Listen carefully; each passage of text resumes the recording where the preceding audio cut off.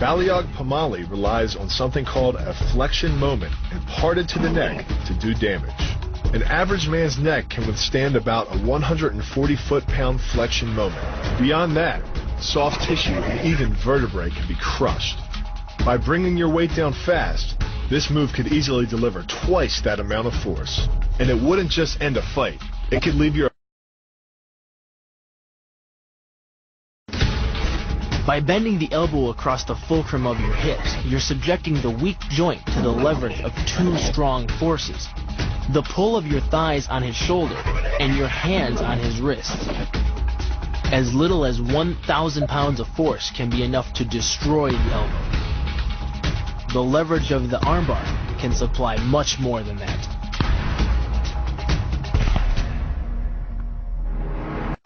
You use the strength of your legs to maintain your dominant position while you secure the choke.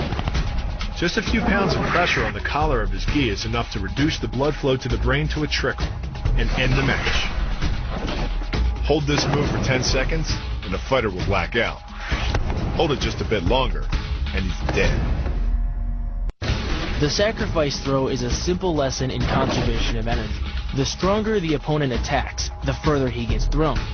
It works like a catapult, where your opponent's momentum supplies the counterweight.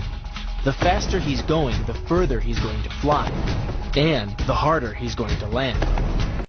The throw works just like a crowbar, where your leg is the lever and your hip is the fulcrum. The trick is positioning your body in just the right place. If you're just an inch off the placement of your thigh and hip, the amount of energy needed to throw an opponent can more than double, but performed correctly, Uchimata requires almost no energy, yet it can deliver up to 5,000 pounds of force. If it weren't for the mat, a throw like Uchimata would be enough to cause serious injury or even paralysis.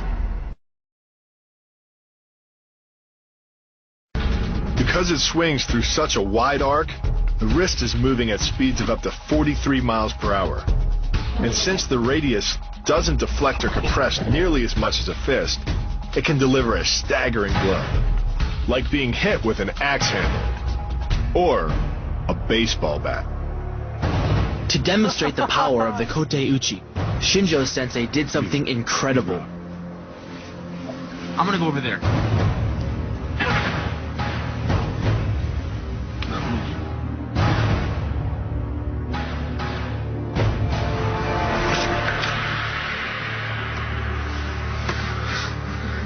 Don't do that to me, please.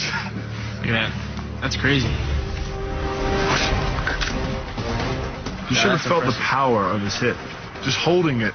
I mean, I've held on to 350-pound men in football, and I could barely hold the bat when his wrist came through there. It came through with such power and force and just shattered this thing like a toothpick. Unbelievable. In a fight, this move could easily generate enough force to crush the soft tissue of an... But the key is rotating your fist 180 degrees right before it strikes the intended target. The twisting snap of the arm maximizes the speed of the punch and magnifies the force of the blow by concentrating the impact on the first two knuckles of your hand. Done correctly, it can deliver as much energy as a bowling ball dropped from the top of a house, more than enough to cause soft tissue damage or break a rib. The block works by taking the opponent's blow at an angle, which deflects the energy of the blow away from the vulnerable torso. The harder you block, the further his blow will be deflected, and the more open he'll be to a counter-strike. Because the area of impact is focused on a small part of the foot, it magnifies the force of the blow, making it capable of dropping 1,000 pounds of force on your head. It's like getting whacked in the head with a Louisville Slugger. The kick's power comes from the snap of the knee. The snap is created when the quadricep, the largest muscle in the body, contracts and pulls the tendon connecting to the foot over the knee. Using the knee as a pulley, the strength of the quad is enough to accelerate your foot to speeds close to 30 miles per hour.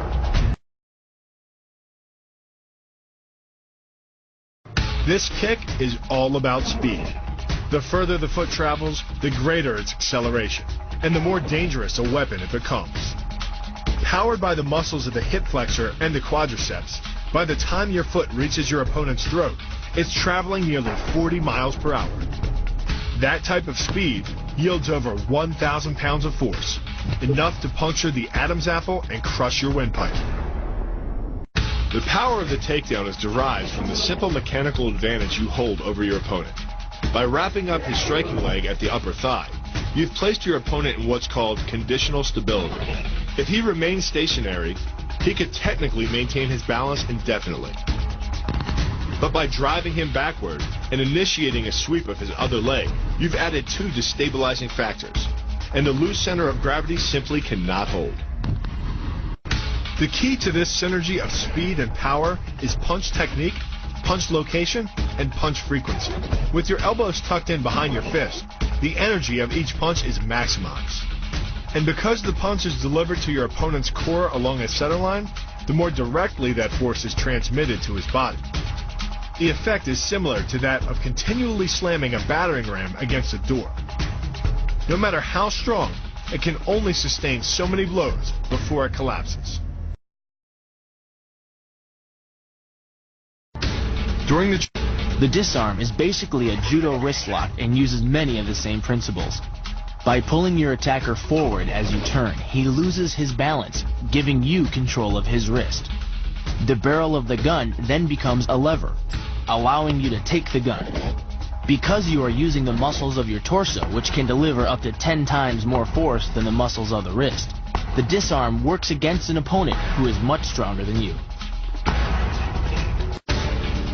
Doing the 360 defense requires you keep your body in motion at all times, using your arms to defend different angles of attack. The key is keeping your arms at an oblique angle, with your hands open and straight, so that you don't take any blows straight on. Each is deflected down the angle of your forearm, which reduces its impact. Because you don't have time to cock your arm in a surprise attack, bursting's effectiveness doesn't come from the rotational power of the torso. Instead, it's driven by the legs, which hurl you forward into your opponent. Both the block and the strike land with 300 pounds of force, more than enough to collapse the windpipe or fracture the delicate bones of the face.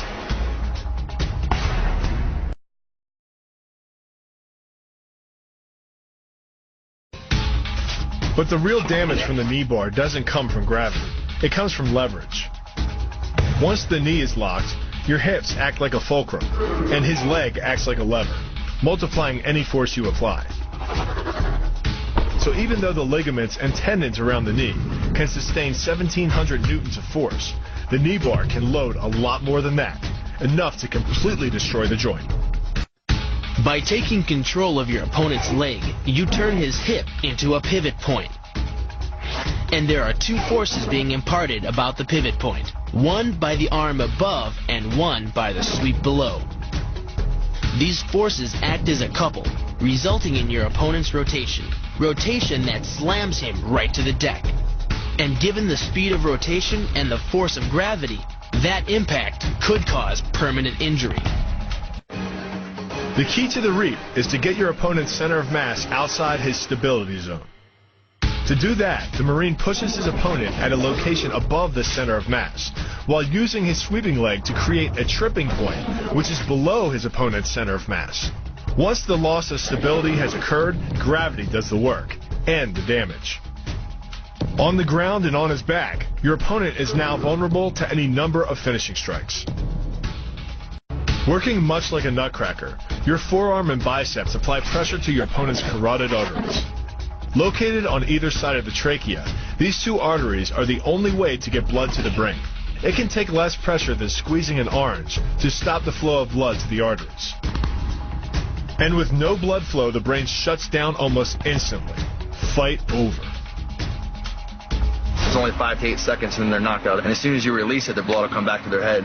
We don't teach air chokes in the Marine Corps because it's like a 15 to 20 seconds for actually air choke to actually take effect, whereas a blood choke is quick and fast.